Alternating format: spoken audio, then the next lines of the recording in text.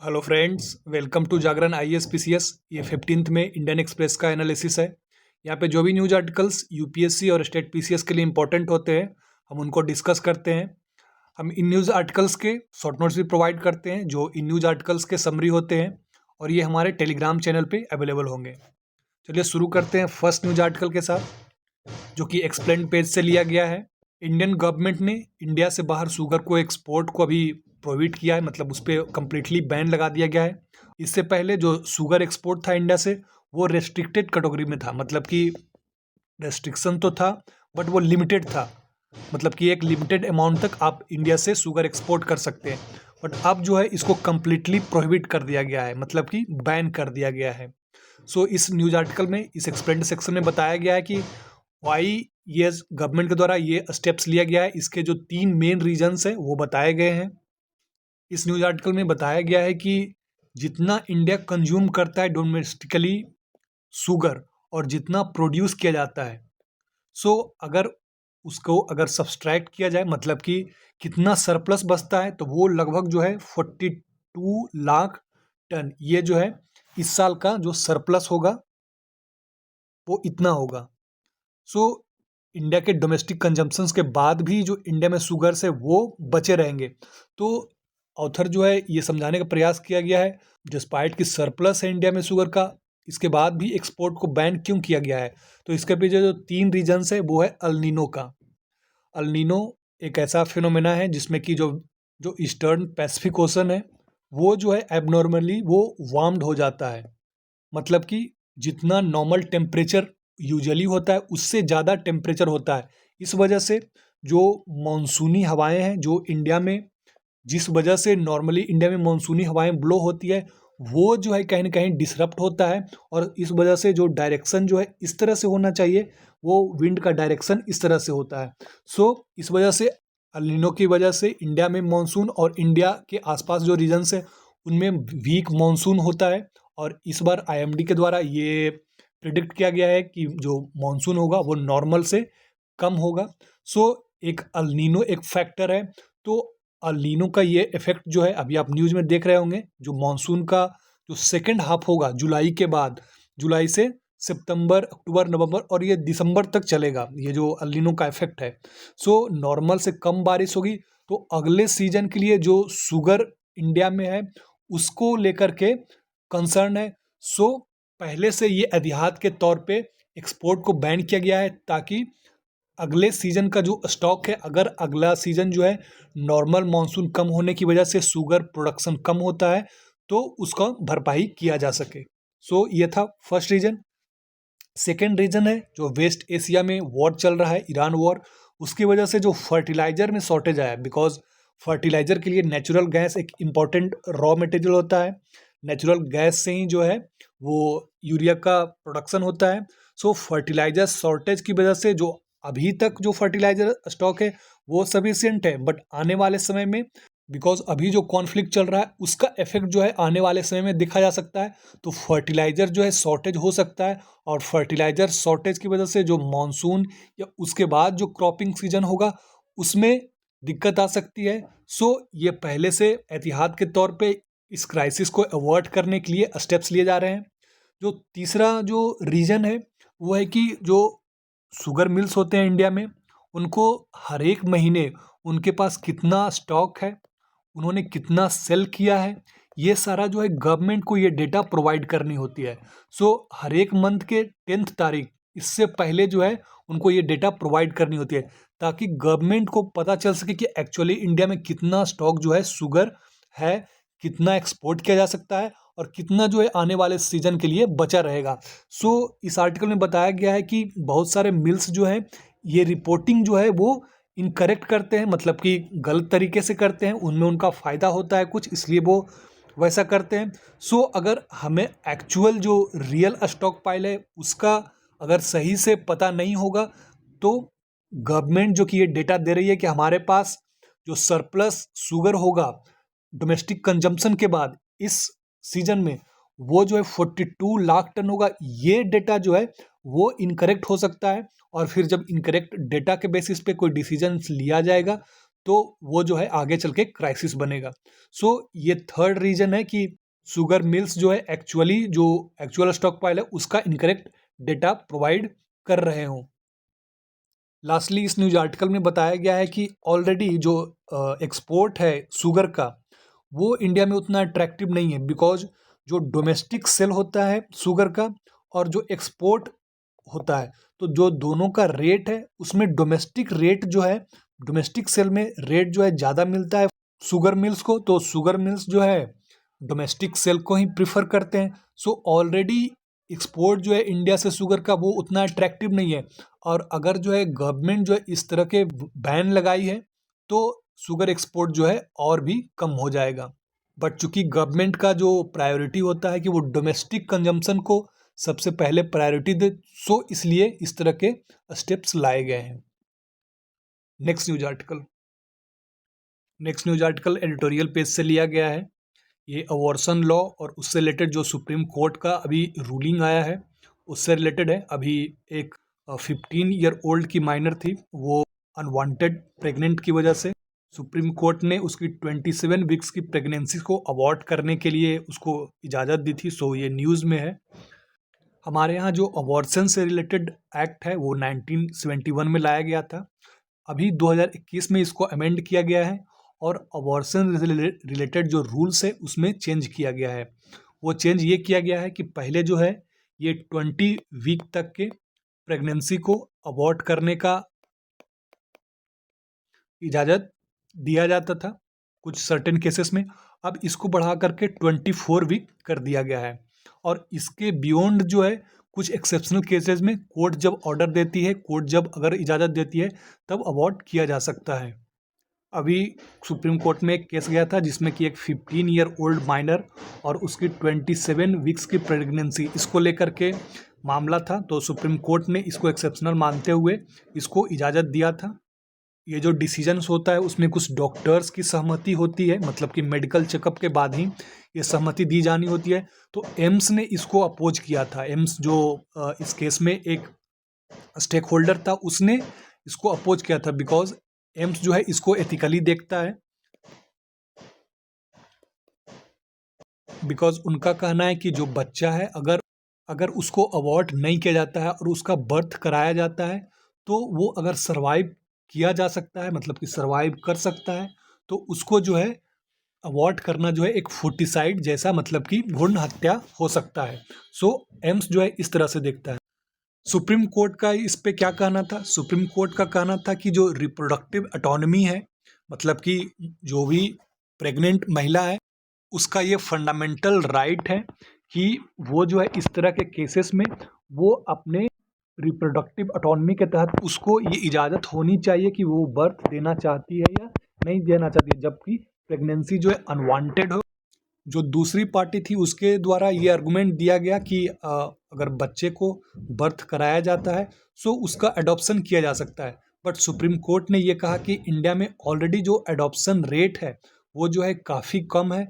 सो इस तरह के बर्थ से जो महिला है उसको life long trauma, psychological trauma, मतलब कि उसको पूरा लाइफ जो है इसके लिए ट्रॉमा सहना पड़ेगा, और इससे लाइफ का जो है सेल्फ हार्म का रिस्क बनता है। सो एक तरफ डिबेट जो है इस मामले में ये है कि एक तरफ एम्स या मेडिकल बॉडीज का जो कहना है कि अगर बच्चा जो है अगर सर्वाइव कर सकता है, फीटस जो है अगर सर्वाइव कर सकता है बर्थ के बाद, तो इस तरह के अगर अगर हम अवॉर्ट करते हैं तो इसको एक फुटिसाइड माना जाएगा, भ्रूण हत्या माना जाएगा। जबकि सुप्रीम कोर्ट का कहना है कि इस तरह के केसेस में जो महिला है, जो विक्टिम है, वो जो है उसको लाइफ लॉन्ग इसके लिए मेंटल एंग्विश, साइकोलॉजिकल ट्रॉमा जो है ये सहना पड़ सकता है। सो इसमें जो विमेन है उनके reproductive autonomy as a fundamental right को देखते हुए उन्हें ये इजाज़त दी गई है। इसके अलावा जो इस न्यूज आर्टिकल में बताया गया है कि जो करेंट लॉ है जो अमेंडमेंट के बाद लाया गया था, इसमें जो फीटस है, अगर फीटस जो है वो एबनॉर्मल है, मतलब कि वो किसी तरीके से उसको नॉर्मल बर्थ नहीं हो सकता या उसके हेल्थ पे बर्थ से पहले ही कंसर्न है, सो इसको जो है किस प्रेगनेंसी के किसी भी टाइम लाइन में इसको अवॉइड किया जा सकता है। मतलब कि 9 महीने से पहले किसी भी टाइम अवॉर्ड किया जा सकता है, जबकि जो स्पेशल कंडीशंस है उसमें जो है 24 वीक्स तक के लिए अबॉर्शन की परमिशन दी गई है। तो इस न्यूज़ आर्टिकल में जो आपको चीज़ें हैं वो याद रखनी है कि जो स्पेशल केसेस है उसमें अबॉर्शन के लिए जो राइट है वो 24 वीक है। उसके बाद 24 वीक के बियॉन्ड जो है सुप्रीम कोर्ट के द्वारा जो कुछ एक्सेप्शनल केसेस होते हैं उनमें सुप्रीम कोर्ट की इजाज़त से, मतलब कि कोर्ट की इजाज़त से इसको परमिशन दी जाती है। और उसके बाद मतलब कि प्रेगनेंसी के किसी भी टाइम लाइन में तब जो है अबॉर्शन के लिए इजाज़त दी जा सकती है जब जो फीटस और उसका हेल्थ मतलब उसमें एबनॉर्मली हो, जब बच्चे और माँ दोनों के लाइफ जो है डेंजर में हो, तब जो है वो किसी भी टाइम अबॉर्ट किया जा सकता है। सो इस न्यूज़ आर्टिकल में जो ये लॉ है उससे रिलेटेड जो फैक्ट्स है वो आपको ध्यान रखनी चाहिए। और मेंस पॉइंट ऑफ व्यू से जो 2 पॉइंट है, जो 2 आर्गूमेंट है अबॉर्शन के फेवर में और अबॉर्शन के अगेंस्ट में, वो आपको ध्यान रखने चाहिए, वो मेंस के लिए इंपॉर्टेंट हो सकते हैं। आगे बढ़ते हैं next news article. Next news article editorial page से रिलेटेड है। अभी आप सुन रहे होंगे कि इंडियन रुपी जो है वीक हो रहा है। उसका जो मेन रीज़न दिया गया है वो है कि इन्वेस्टर्स जो है, जो फॉरेन इन्वेस्टर्स है वो मनी इंडिया से बाहर ले जा रहे हैं। और बीओपी सरप्लस जो हमारे यहाँ होता था वो कंटिन्यूअस जो है 3 फाइनेंशियल ईयर जो है वो BOP balance of payment deficit रहा है। बैलेंस ऑफ पेमेंट क्या होता है? जो अगर सिंपल शब्दों में कहें तो जो मनी हमारे यहाँ आ रहा है और जो हमारे यहाँ से मनी जा रहा है उसका difference. So balance of payment जो टू पार्ट्स होते हैं, करेंट अकाउंट होता है, कैपिटल अकाउंट होता है। सो हमारे यहाँ जो करेंट अकाउंट है उसमें तो डेफिसिट होता है, बिकॉज जो गुड्स एंड ट्रेड की सर्विसेज होती है उसमें हमारा डेफिसिट होता है, मतलब कि इंडिया ज़्यादा चीज़ें जो है इंपोर्ट करता है। जबकि कैपिटल अकाउंट जो है उसमें जो इन्वेस्टर्स होते हैं उसके और कुछ कंपोनेंट्स होते हैं, जिसमें कि FPI, FDI, NRI investment, foreign borrowing, ये सब चीज़ें आती है। तो हमारे यहाँ जो कैपिटल अकाउंट है उसमें लगभग जो है सरप्लस होता है। सो ये सरप्लस जो है करेंट अकाउंट डेफिसिट से ज़्यादा होता है। सो एवरी टाइम हम देखते हैं कि लगभग BOP balance of payment surplus होता है। बट चूंकि अभी इन्वेस्टर्स जो है पैसा बाहर ले जा रहे हैं, सो जो कैपिटल अकाउंट सरप्लस है वो कम हो रहा है। और कैपिटल अकाउंट सरप्लस कम हो रहा है तो ओवरऑल बीओपी जो कि current account deficit minus capital account surplus ये था, वो ये जो है पहले नेगेटिव था, मतलब कि कैपिटल अकाउंट सरप्लस ज़्यादा होता था करेंट अकाउंट डेफिसिट से। बस अभी क्या हो रहा है, करेंट अकाउंट डेफिसिट जो है वो ज़्यादा हो रहा है। सो ये बैलेंस ऑफ पेमेंट जो है वो डेफिसिट शो कर रहा है पिछले 3 फाइनेंशियल ईयर्स से। सो इस न्यूज़ आर्टिकल में बताया गया है कि जो ये एफपीआई या फॉरेन इन्वेस्टमेंट का आउटफ्लो हो रहा है उसको फिक्स करने का क्या सॉल्यूशंस हो सकता है, ये बताया गया है। और इस न्यूज़ आर्टिकल में, इस कॉलम में ये बताया गया है कि जो अभी का सिचुएशन है वर्ल्ड का, ईरान कॉन्फ्लिक्ट के कारण जो सप्लाई चेन में डिसरप्शंस हुआ है उसकी वजह से जो ऑयल और उसकी वजह से दूसरे प्राइसेस जो बढ़ गई है, उसके चलते हमारा इंपोर्ट बिल काफ़ी ज़्यादा हो रहा है और ग्लोबल अनसर्टेनिटी बनी हुई है। और ग्लोबल अनसर्टेनिटी जब होती है तो इन्वेस्टर का ट्रस्ट जो है किसी इकॉनमी पे, मतलब एक पर्टिकुलर इकॉनमी पे कम हो सकता है। यहाँ जो है एक बात बताई गई है कि अभी जो सिचुएशन चल रहा है उसमें जो डेवलप्ड इकॉनमी है उनमें जो फॉरेन डायरेक्ट इन्वेस्टमेंट है उनमें 43% की बढ़ोतरी हुई है, जबकि जो डेवलपिंग इकॉनमी है उनमें पिछले फाइनेंशियल ईयर ये जो है 2% की कमी देखी गई है। और वो ऐसा इसलिए इस बात को मेंशन किया गया बिकॉज जो डेवलपिंग इकॉनमीज होती हैं उनमें ज़्यादा पोटेंशियल होता है ग्रो करने के लिए, बिकॉज उनको अभी ग्रो करना है। तो उनमें अगर कोई इन्वेस्टर्स पैसा लगाएगा तो उनको जो है प्रॉफिट हो सकता है, इस वजह से फॉरेन इन्वेस्टर्स इन्वेस्ट करते हैं। बट अभी क्या देखा जा रहा है, जो डेवलपिंग इकोनॉमी है उनमें जो है इन्वेस्टर्स का ट्रस्ट कम हो रहा है और जो ऑलरेडी डेवलप्ड इकोनॉमी है उसमें लोग पैसे लगा रहे हैं। और इसका एक रीज़न है एआई से रिलेटेड जो सिस्टम है उसमें जो इन्वेस्टमेंट किया जा रहा है वो डेवलप्ड इकोनॉमी में ज़्यादा किया जा रहा है। सो यहाँ पे ये रेफरेंस दिया गया है कि इंडिया ही नहीं बल्कि दूसरे डेवलपिंग इकोनॉमीज़ में भी फॉरेन इन्वेस्टमेंट में कमी आई है। इसमें जो आगे सॉल्यूशंस बताए गए हैं उसमें टैक्स रिफॉर्म, मतलब फॉरेन इन्वेस्टर्स जो मनी इन्वेस्ट करते हैं उन पे जो उनको इंटरेस्ट या प्रॉफिट मिलता है उसमें जो गवर्नमेंट टैक्स लगाती है उसको कम किया जाए, ताकि फॉरेन इन्वेस्टर्स जो है वो उनको जब ज़्यादा बेनिफिट मिलेगा तब वो जो है आगे इन्वेस्ट करेंगे। तो पहला इस जो सॉल्यूशन में बताया गया है वो है टैक्स रिफॉर्म। दूसरा है हमारा जो ईज ऑफ डूइंग बिजनेस है, और उसके लिए जो 2-3 स्टेप्स बताए गए हैं, जैसे कि जो हमारे लेबर कोड्स है, हमने 4 लेबर कोड्स बनाए हैं, तो उन लेबर कोड्स को सही से इम्प्लीमेंट किया जाए, स्टेट लेवल पर उनका जो है प्रॉपर इम्प्लीमेंटेशन हो। लेबर फोर्स पार्टिसिपेशन जो है, जो टारगेट रखा गया है 65% का, उस टारगेट को अचीव किया जाए। और जो लेबर इंटेंसिव सेक्टर्स हैं उनमें PLI scheme, production linked initiative scheme, इसको जो है एक्सटेंड किया जाए। इस तरह से हमारा जब बिजनेस जो होगा, हमारे यहाँ बिजनेसेस के लिए जब लेबर लॉज आसान होंगे तो बिजनेसेस जो है हमारी इकोनॉमी में ट्रस्ट दिखाएगा और वो इन्वेस्ट करेगा। इसके बाद जो इंफ्रास्ट्रक्चर है, जो कि किसी भी बिजनेस के लिए एक इम्पॉर्टेंट पहलू होता है, जैसे कि रोड, इलेक्ट्रिसिटी, वाटर, ये सब इंफ्रास्ट्रक्चर्स हैं जो हमारे यहाँ अभी भी डेवलप हो रहे हैं। इनको जो है इनको पुश किया जाए, ताकि again ease of doing business जो है उसमें सुधार हो और बिजनेस का ट्रस्ट बढ़े। इसके बाद जो जुडिशरी है उसमें जो बिजनेस से रिलेटेड केसेस होते हैं वो कई सालों तक पेंडिंग रह जाते हैं, इसकी वजह से बिजनेस का ट्रस्ट कम होता है।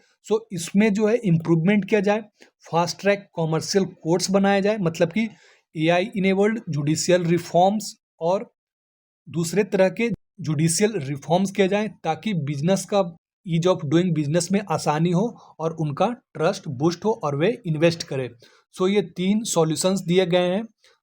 First tax reform, second ease of doing business और उसमें labour codes, PLI schemes, judicial reform, infrastructure push, ये सारे सॉल्यूशंस दिए गए हैं, जिसके जरिए जो है हम फॉरेन इन्वेस्टर्स के ट्रस्ट को बूस्ट कर सकते हैं और ये जो क्राइसिस है इसको रिजॉल्व कर सकते हैं। आगे बढ़ते हैं next news article. Next news article explained page का है। अभी प्राइम मिनिस्टर मोदी यूरोप के ट्रिप पे हैं, जो नॉर्डिक कंट्रीज़ हैं, India Nordic summit, forum summit ये होने वाला है। इंडिया के प्राइम मिनिस्टर नॉर्वे में हैं।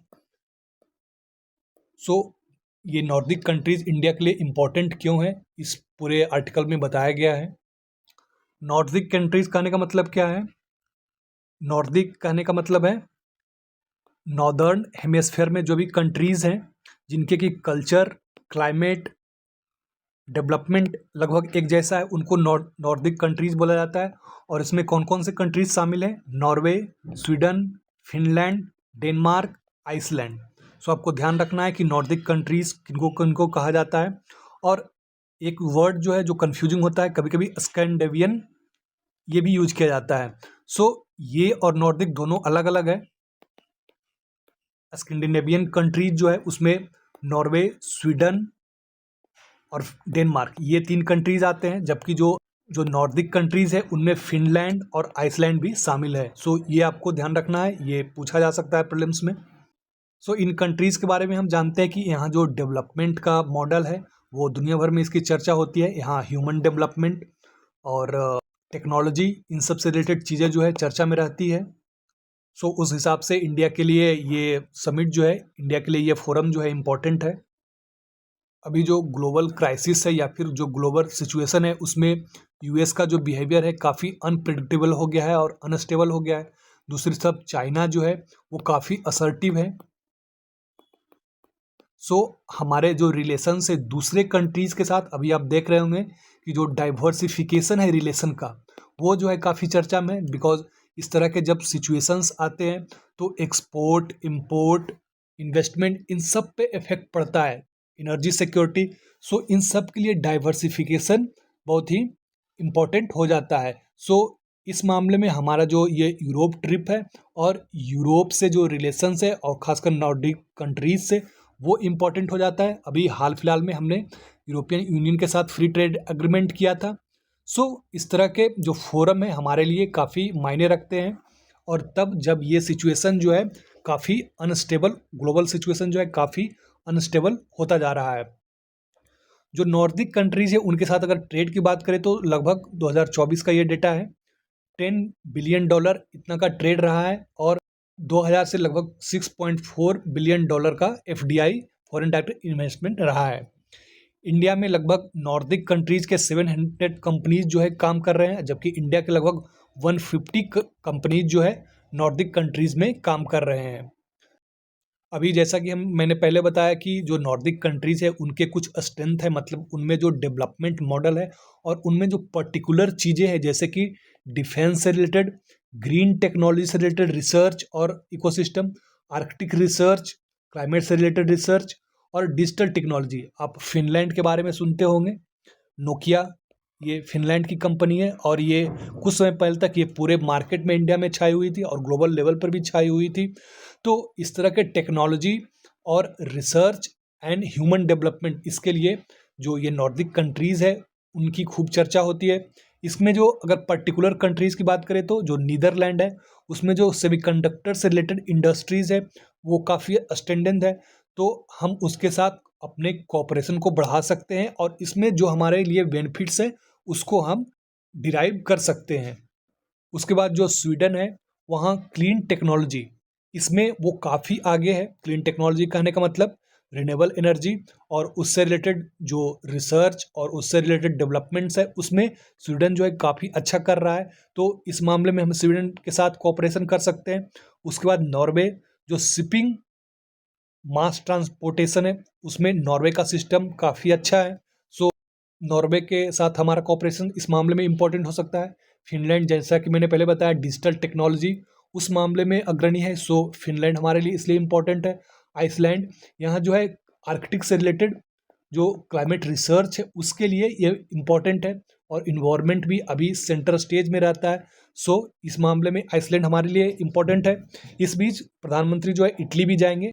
इटली जो है हमारा जो एक डिजायर्ड कॉरिडोर है, जो कि इंडिया, एशिया और यूरोप, ये जो कॉरिडोर है इसमें इटली जो है एक इम्पॉर्टेंट हॉल्ट है, सो इस मामले में इटली का इम्पोर्टेंस है। सो ये जो न्यूज़ आर्टिकल है पूरा हमारे लिए यूरोपियन यूनियन, नॉर्दिक कंट्रीज़, उसका इम्पोर्टेंस क्या है, मेंस में इसके लिए जो पॉइंट्स है वो आप इंक्लूड कर सकते हैं, और जो प्रीलिम्स पॉइंट ऑफ व्यू से नॉर्दिक कंट्रीज़, इसमें कौन कौन से कंट्रीज शामिल हैं, उसका ज्योग्राफिक लोकेशन, स्कैंडिनेवियन कंट्रीज और नॉर्दिक कंट्रीज, उनमें क्या डिफरेंस है, कौन कौन से कंट्रीज शामिल है, ये आपको ध्यान में रखने चाहिए। नेक्स्ट न्यूज आर्टिकल जो है फ्रंट पेज से है। ये छोटा सा एक न्यूज आर्टिकल है जिसमें गवर्नमेंट के द्वारा विद होल्डिंग टैक्स, इसको जो है कट करने या कम करने की बात चल रही है। वो ऐसा इसलिए बिकॉज विद होल्डिंग टैक्स क्या होता है, जो फॉरेन इन्वेस्टर्स हैं वो जब इंडिया में इन्वेस्ट करते हैं उनके बाद जो उनको इंटरेस्ट या रिटर्निंग मिलता है, तो मान लिया जाए कि वो 100 रुपीज़ इन्वेस्ट करते हैं और उनको 10 रुपीज़ जो है उसको इंटरेस्ट के रूप में मिल रहा है। सो इसमें जो 10 रुपीज़ है उसमें गवर्नमेंट जो है टैक्स डिडक्ट करती है, मान लिया जाए कि इसमें 1 रुपीज़ टैक्स डिडक्ट करती है।